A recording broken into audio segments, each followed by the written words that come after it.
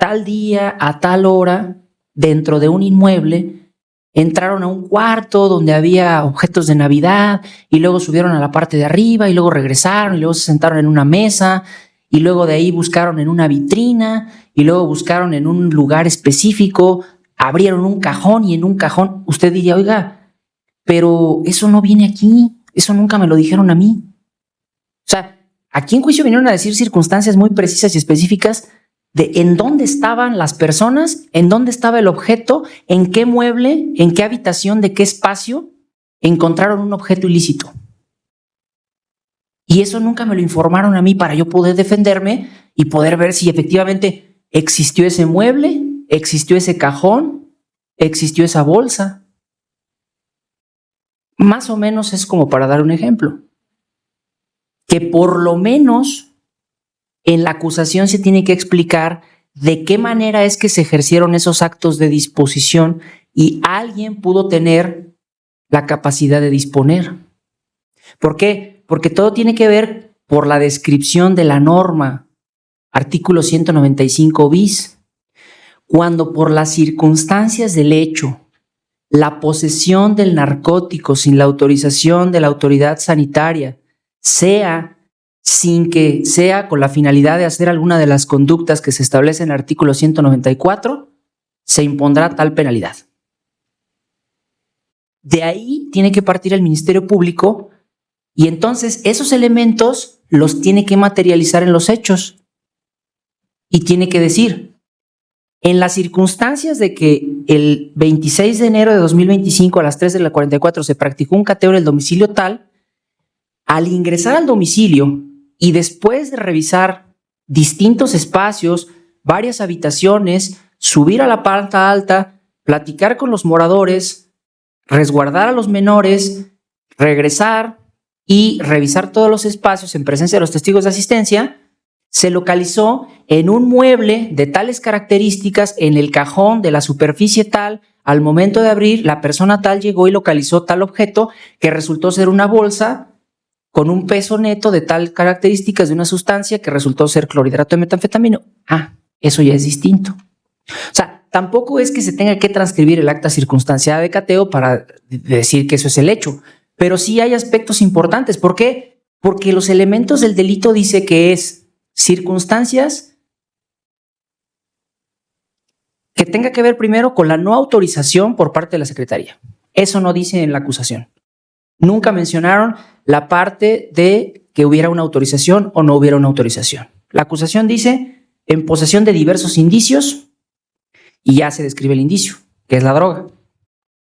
La acusación tampoco dice la parte relativa a lo de la finalidad o no finalidad. Que si en principio se me dice que es un aspecto negativo, que es difícil de probar, al menos sí se le tendría que comunicar a la persona, porque entonces la persona ya no sabe si el día de mañana en el juicio van a decir, sí, nosotros sabíamos que esa droga era con la finalidad, porque ellos se dedican a vender y la querían transportar o la querían traficar. Y entonces, si a la persona no se le especifica con qué intención, porque ese es uno de los elementos del delito, o sea, existe un 195 y existe un 195 bis porque el delito contra la salud es único y hay varias modalidades. Entonces, el fiscal tiene la obligación de decirle a la persona si esa posesión se hizo de manera simple o se hizo con una finalidad. Si se hizo con una finalidad, se lo tienes que informar. ¿Con qué finalidad? Si se hizo sin ninguna finalidad, también le tienes que decir, y esa posesión la hiciste sin que en este caso en particular se sepa que querías realizar alguna de las conductas del artículo 194. Tampoco se le menciona en los hechos. Todo esto que yo estoy diciendo no me lo estoy inventando.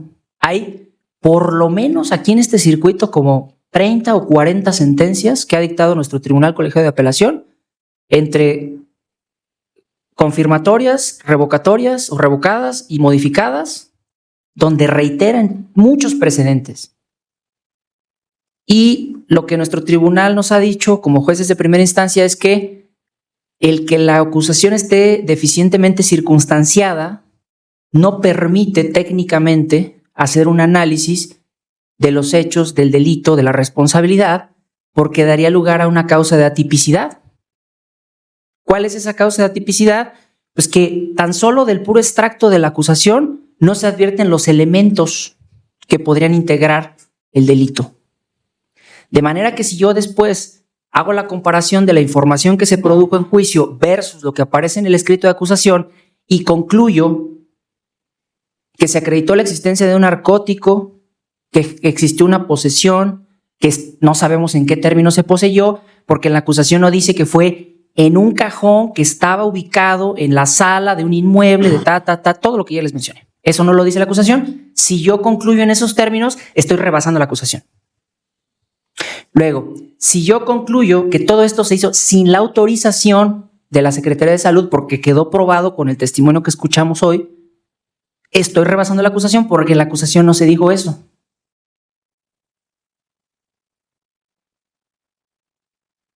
Si yo concluyo que todo esto se hizo sin que se tuviera la intención de realizar alguna de las conductas que se describen en el 194, estoy rebasando la acusación porque esto no se hizo, no se puso en la acusación. Es difícil de entender para cualquier persona, son cuestiones técnicas propias de los abogados. Pero bueno, pues yo tengo la obligación de cumplir con los criterios que me vinculan de mi tribunal de alzada. Entonces, yo no tengo manera de hacer un análisis porque la acusación es deficiente, como lo sostuvo su abogada. Si yo no atendiera el planteamiento de su abogada y únicamente empiezo a hacer un análisis de, bueno, lo que ocurrió en juicio, si les doy mi punto de vista de formalidades, de testigos de asistencia, de si se ejecutó bien, de si hubo violaciones, si yo les doy mi punto de vista de todo esto, entonces yo sería incongruente porque el tribunal de alzada diría, no, es que ni siquiera tendrías la posibilidad de hacer el análisis del delito y de la responsabilidad, porque como la acusación es deficiente, se da la causa de atipicidad, dado que no se puede hacer una comparación porque estarías rebasando la acusación en perjuicio del derecho que tiene la persona a que estás acotado, limitado a los hechos materia de acusación. Y esto es lo que ha dicho nuestro tribunal, porque hemos ido aprendiendo. O sea, esto no es nuevo. Estoy aquí en Puebla, ya tiene más de un año. Y a veces yo decía, bueno, voy a hacer un pronunciamiento de la acusación y de manera subsidiaria voy a hacer un análisis.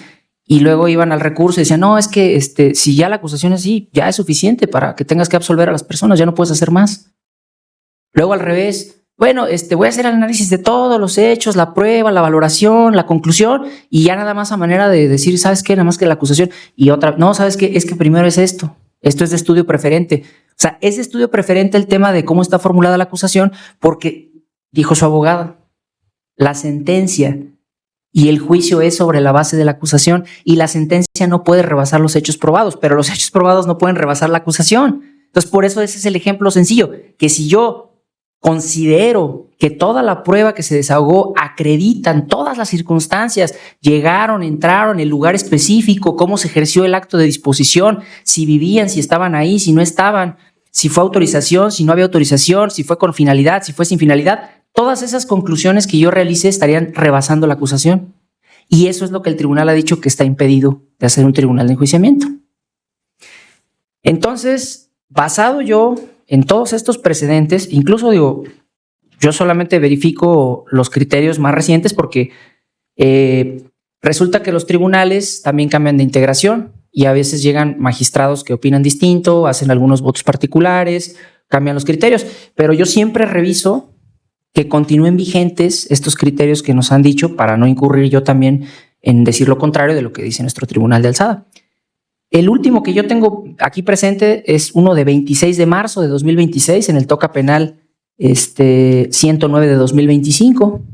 Pero aquí mismo, en esta resolución que les estoy mencionando, el propio tribunal hace la referencia de todos los precedentes que ellos mismos han emitido donde han sustentado estos criterios. Entonces, al día de hoy, este sistema de precedentes es por seguridad jurídica. Es decir, cuando hay decisiones que son validadas por los tribunales superiores, se va creando ese precedente para que con posterioridad, tanto fiscalía como los abogados le puedan decir a un juez, oiga, pues ya de este tema ya está resuelto en definitiva. Por eso existe la jurisprudencia. La jurisprudencia, la ley nos obliga, pero estos precedentes, y especialmente los de que revisan mi decisión, son vinculantes. Yo como le digo al Tribunal de Alzada que lo que ellos dicen no está bien si ellos son los que revisan mi decisión.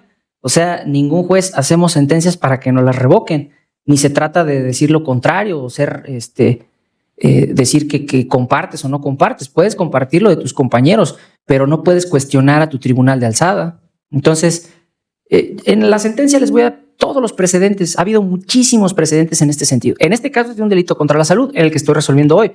Pero de todos los delitos que crean en materia de petrolíferos, en materia de robo de autotransporte, en materia de secuestro, en materia de contra la salud, en materia de armas de fuego, de todos los delitos hay análisis por parte del Tribunal de Alzada.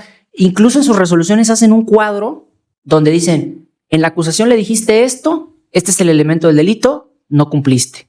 En la acusación le dijiste esto, este es el elemento, no cumpliste. Deficiencia, no hay delito, atipicidad, se revoca, se absuelve, se confirma, se absuelve, se modifica, se absuelve, y ese es el sentido de la decisión. Ya para que se pongan contentos, que tiene usted, cada que me ven, dice, ya me quiero ir a mi casa, ya me quiero ir a mi casa, como si yo fuera el que tomara esa decisión. Entiendo la desesperación, pero pues, también usted entienda que yo estoy haciendo mi trabajo. Hoy se va a ir a su casa, señora. Hoy se va a ir a su casa, los dos ya se van a ir a su casa. El fallo es absolutorio.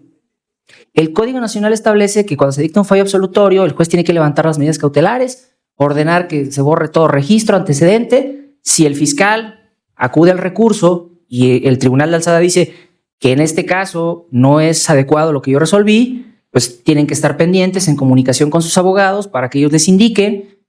Desconozco en qué términos vayan a hacer el fiscal sus agravios y qué vaya a decir el Tribunal de Alzada. Yo estoy resolviendo basado en los propios criterios del tribunal que revisa mi decisión y en todos esos precedentes, y por ese motivo pues yo ya no puedo hacer un análisis de todo lo que me expusieron en relación con las formalidades, la acreditación de los elementos del delito, porque nuestro propio tribunal ha dicho que es incongruente hacer un análisis de los hechos deficientemente circunstanciados y posteriormente querer verificar el tema probatorio o el tema de la acreditación, cuando de entrada la acusación es deficiente. Entonces, la decisión es absolutoria, se ordena levantar la medida cautelar, no se van a ir de aquí caminando, porque por cuestiones de seguridad los trasladan, en lo que van de regreso al cerezo, se hace el oficio, se ordena la libertad, y en 2-3 horas que verifiquen ahí, que no tienen antecedente, que no tienen algo que los tenga detenidos, hoy mismo obtienen su libertad. Y dentro de los 5 días se convoca para la audiencia de lectura y explicación de sentencia. Esta audiencia de lectura y explicación de sentencia no es obligatorio que vengan. Yo fijo la fecha por seguridad de todos, porque luego hay confusión de, oiga, ¿y cuándo empieza mi término? Porque yo quiero interponer el recurso de apelación, y si me dicen que fue el fallo, y si no. Entonces yo convoco audiencia y fijo la hora y fecha. Ese día yo me presento, abro la audiencia. Si no hay nadie, no hay ningún problema. Se dispensa la lectura.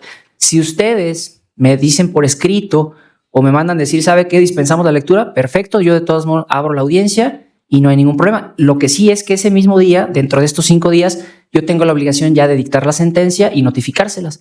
A partir de que se notifica la sentencia escrita, entonces empiezan los plazos para que se pueda hacer la impugnación correspondiente. Esto va a ser el próximo viernes 1.